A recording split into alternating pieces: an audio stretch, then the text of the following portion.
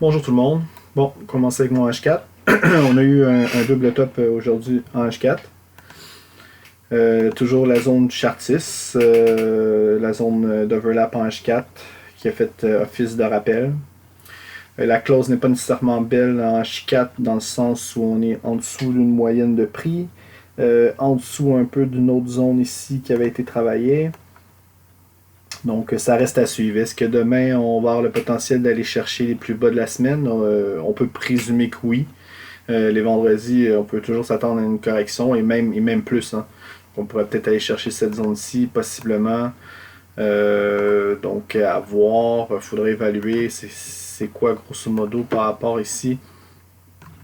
Par rapport à ici, cette zone-ci, ce serait peut-être les 50% peut-être de toute cette montée-ci.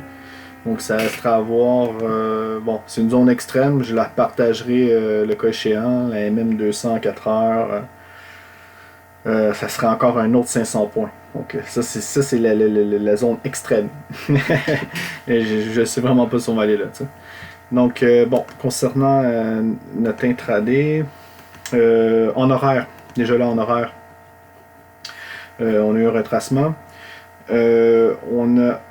On a pris appui ici sur cet overlap-ci.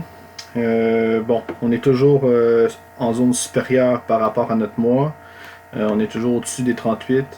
Et je vous rappelle encore une fois qu'on a la possibilité d'aller chercher les 50 FIBO. Ça va peut-être se faire demain. Donc je vais voir demain si je suis capable de rentrer ici pour une ultime fois. Et voir la réaction surtout. Et voir le comportement.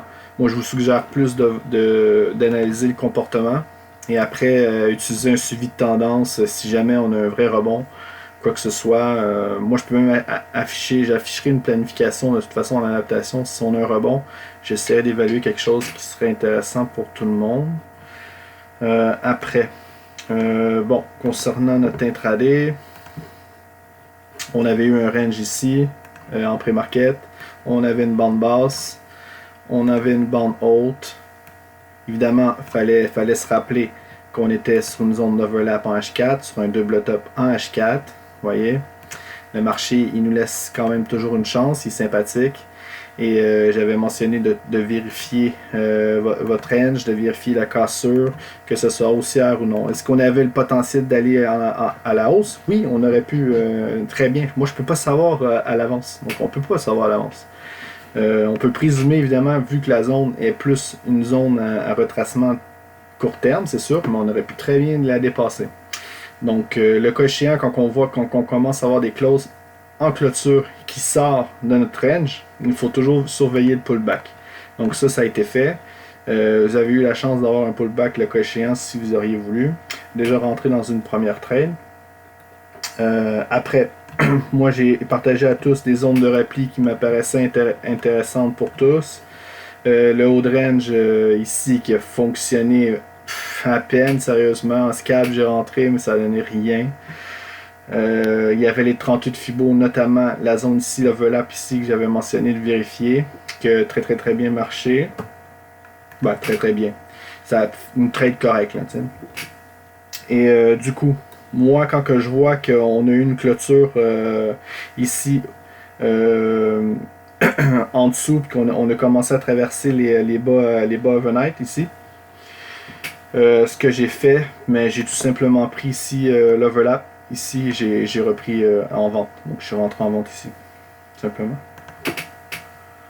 À ce moment-là, je vais vous montrer un peu plus mon M5 là, pour vous montrer un peu la gymnastique des prix. Donc voilà, ouais, c'était grosso modo.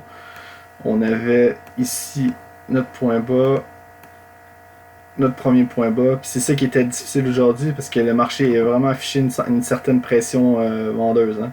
Quand on voyait que le bas venait ici, les 23 ont été vendus ici. Vous voyez. Après, ça a descendu encore d'une autre marche. J'aime bien appeler ça une marche ou un escalier. Moi, c'est la façon la plus simple que je le vois. Donc, on descend encore d'un autre petit palier. Les 23 sont encore recalés un petit peu. On voit ici. Et après, on aurait pu prendre une vente ici. Voilà. Moi, c'est les ventes que j'ai pris. Après, il y avait l'overlap ici. Évidemment, ici, c'était dans la première heure.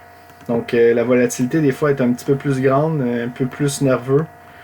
On le voit mal quand même, mais c'était quand même nerveux. Ça montait, ça descendait. Ça allait quand même assez rapidement. Et après la première heure, on a bien vu qu'on a eu une cassure. Hein. Donc, déjà là, vous aviez un overlap ici. Vous auriez pu très bien évaluer ici pour rentrer encore une fois. Donc, les historiques de prix, ils sont clairs. Hein. Donc, vous auriez pu vous ajuster vos fibos. Je vous dis toujours, ajuster vos fibos d'actualité quand vous voyez que vous avez un nouveau point qui est digne d'intérêt. Donc là, c'est ça. On s'est rapproché beaucoup plus d'overlap que les 38. Donc moi j'ai pas pris ici, hein, personnellement. J'étais déjà dedans. Mais quand même, j'ai mentionné qu'il fallait encore prendre. Et voilà, demander, mais à un moment donné, c'est parti. Et voilà quoi. Moi, ce qui m'intéressait par contre par rapport aux zones d'achat, et je me suis trompé parce que j'avais affiché cette planification là à tous, mais ça c'est juste la montée ici qui s'est fait depuis hier. Donc, qui est quand même officier de rebond. T'sais, on s'est rapproché ici des 50%. Là, ça a été dans mes premiers achats que j'ai fait. On a eu un rebond en scalp, c'était correct. Échec pour un changement de tendance. Je suis rentré ici parce qu'on avait une zone de prix définie. On avait les 61 fibos par rapport à toute la montée de retracement. Donc je suis rentré ici. Encore une fois, un échec sur le changement de tendance. La tendance baissière a toujours été actuelle. Aucun overlap ici en M5 a été traversé à la hausse. Donc moi, j'ai pas envoyé aucunement de planification vendeuse encore. Peut-être que je l'ai fait une fois ici, pardon. Je me rappelle plus. Je sais que j'ai renvoyé ici parce que ici c'était une zone importante pour moi. Après, j'avais la zone ultime pour moi qui a pas fonctionné. Les 76% ici, ça a vraiment dépassé comme. Ça a monté un peu, parce qu'il y avait je pense, je me rappelle plus c'était quoi ici, qu'il y avait techniquement un pivot, quelque chose comme ça. Ça monte un petit peu, mais c'est même pas digne d'intérêt. Et là, j'ai partagé aussi, je vais prendre mon M30. Ouais, c'est ça les ondes de la semaine.